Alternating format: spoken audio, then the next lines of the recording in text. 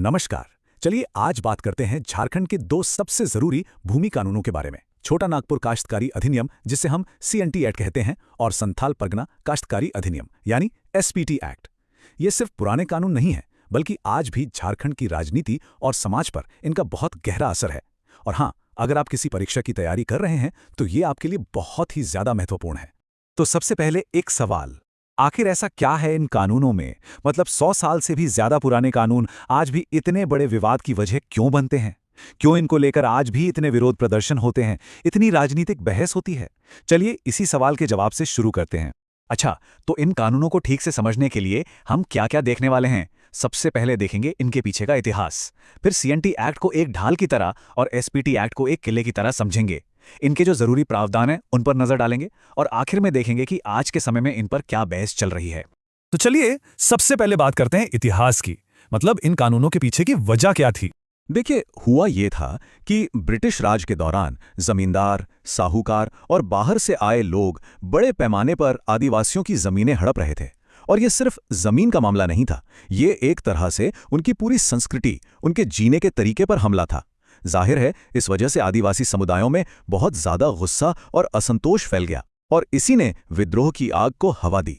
और ये कानून कोई अचानक से नहीं आ गए। जैसा कि हम देख सकते हैं, इनकी जड़ें जुड़ी हैं बड़े बड़े आदिवासी विद्रोहों से। चाहे वो 1855-56 का संथाल विद्रोह हो या फिर 1899-1900 का बिरसा मुंडा का उलगुलान। ये एक्ट्स समझिए इन्हीं संघर्षों का सीधा नतीजा थे। तो अब बात करते हैं पहले बड़े कानून की, सीएनटी एक्ट की।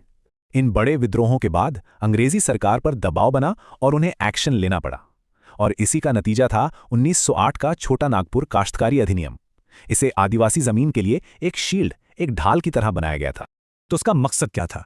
बिल्कुल साफ था। सबसे पहले आदिवासियों के जमीनी हक की हिफाजत करना। दूसरा, यह सुनिश्चित करना कि उनकी जमीन किसी गैर आदिवासी को न बेची जा सके। और तीसरा, जो सामुदायिक मालिकाना हक था उसे बनाए रखना। मतलब ये कानून जमींदारों और काश्तकारों के बीच के रिश्ते को भी रेगुलेट कर रहा था ताकि किसी भी तरह का शोषण ना हो सके। अच्छा, इस कानून में एक शब्द बार बार आता है, रैयत। तो ये रैयत कौन है? समझिए, रैयत वो इंसान है जिसके पास खेती करने के लिए जमीन रखने का हक है। और सिर्फ वो ही नहीं, उसके बाद उसके वारिस भी इसमें शामिल हैं। तो पूरा कानून इन्हीं रैयतों के हक को बचाने के लिए है। और ये साल 1908 बहुत मायने रखता है। ये कानून बिरसा मुंडा की शहादत के ठीक 8 साल बाद आया। तो ये दिखाता है कि ये कानून सीधे तौर पर उनके आंदोलन और बलिदान की विरासत का ही नतीजा था। चलिए अब आते हैं दूसरे बड़े कानून पर, एसपीटी एक्ट पर। अगर सीएनटी एक्ट एक ढाल की तरह था तो एसपीटी एक्ट को एक मजबूत किले की तरह बनाया गया था। एक ऐसा किला जिसे भेदना लगभग नामुमकिन हो।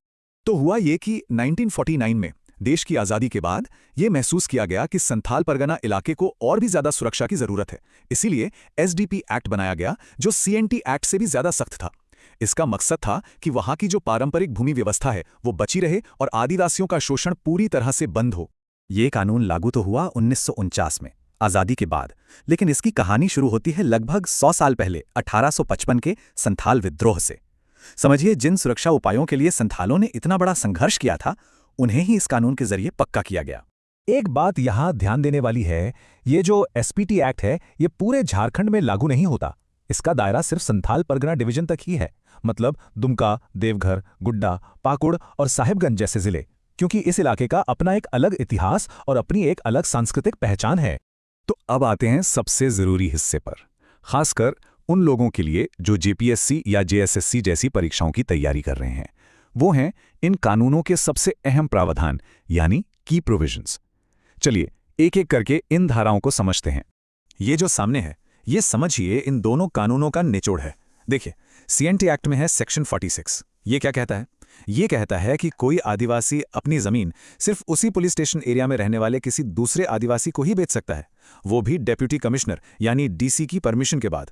अब दूसरी तरफ है एसपीटी एक्ट का सेक्शन 20 और ये तो और भी ज्यादा सख्त है।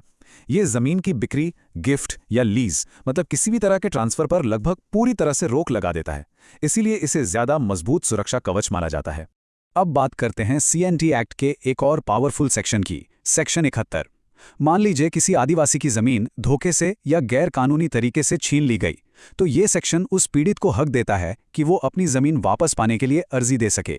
इसे एसएआर कोड के मामले भी कहते हैं। ये बहुत ही अहम सुरक्षा कवच है। अच्छा, एसपीटी एक्ट में थोड़ी सी ढील है सेक्शन 23 के तहत। ये क्या है? ये रैयतों को अपनी जमीन की अदला बदली की इजाजत देता है। मतलब अगर दो किसान चाहें तो अपनी अपनी जमीन आपस में एक्सचेंज कर सकते हैं, लेकिन इस पर भी सरकार का पूरा कंट्रोल है। इसके लिए डीसी की लिखित परमिशन जरूरी है, ताकि ये पक्का हो सके कि इस लेन देन में किसी के साथ कोई नाइंसाफी ना हो।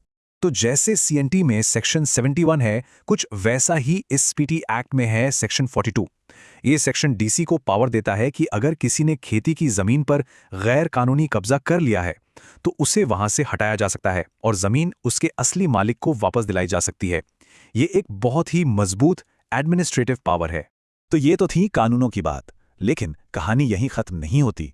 अब हम आते हैं आज के दौर में, उस आधुनिक रण क्षेत्र पर जहां ये कानून आज भी लड़े जा रहे हैं। और इसमें सबसे बड़ा मोड़ आया 2016 में, एक ऐसे संशोधन विवाद के रूप में जिसने पूरे झारखंड में सियासी भूचाल ला दिया था। तो 2016 में हुआ क्या? उस वक्त की सरकार ने इन दोनों कानूनों सीएनटी और एसपीटी में बदलाव करने की कोशिश की। मकसद ये था कि आदिवासियों की खेती वाली जमीन का इस्तेमाल कमर्शियल कामों के लिए, मतलब इंडस्ट्री या बिजनेस के लिए किया जा सके। बस इसी बात पर एक बहुत बड़ा विवाद खड़ा हो गया। एक तरफ सरकार का विकास का तर्क था, तो दूसरी तरफ आदिवासियों के जमीनी हक की सुरक्षा का सवाल। और इसका विरोध भी जबरदस्त हुआ। विपक्ष ने इसे हाथों हाथ लिया। उस वक्त विपक्ष के नेता हेमंत सोरेन ने इसे भूमि हड़पने वालों का महाचिंतन शिविर तक कह दिया था। मतलब आप इस बयान से ही अंदाजा लगा सकते हैं कि ये लड़ाई कितनी तीखी रही होगी। और ये पूरी सियासी लड़ाई विधानसभा से शुरू होकर राजभवन तक पहुंची। नवंबर 2016 में विधानसभा में तो बिल पास हो गए, लेकिन फिर वो गए उस वक्त की गवर्नर द्रौपदी मुर्मू के पास। उन्होंने इन बिलों के खिलाफ आए सैकड़ों ज्ञापनों को देखा, विरोध को समझा और मई 2017 में उन्होंने इन पर साइन करने से मना कर दिया। आखिरकार सरकार को अगस्त 2017 में ये बिल वापस लेने ही पड़े। तो कुल मिलाकर बहस किस बात पर है? देखिए, एक पक्ष कहता है कि ये कानून बहुत जरूरी है, ये शोषण से बचाते हैं, जमीन पर अवैध कब्जे को रोकते हैं और आदिवासियों की पहचान और संस्कृति को बचाए रखते हैं। वहीं दूसरा पक्ष, जो इनकी आलोचना करता है, उनका कहना है कि इन कानूनों की वजह से आर्थिक तरक्की रोकती है। जमीन को बैंक में रखकर लोन नहीं लिया जा सकता और बड़े बड़े डेवलपमेंट प्रोजेक्ट्स में भी ये कानून रुकावट बनते हैं। और इसी सवाल पर आकर हम रुकते हैं कि आखिर ये कानून क्या है? एक सुरक्षा कवच या फिर विकास में एक रुकावट? परंपरा और तरक्की के बीच सही संतुलन कैसे बनाया जाए? ये एक ऐसी बहस है जो आज भी जारी है और यही बहस आने वाले समय में झारखंड का भविष्य तय करेगी।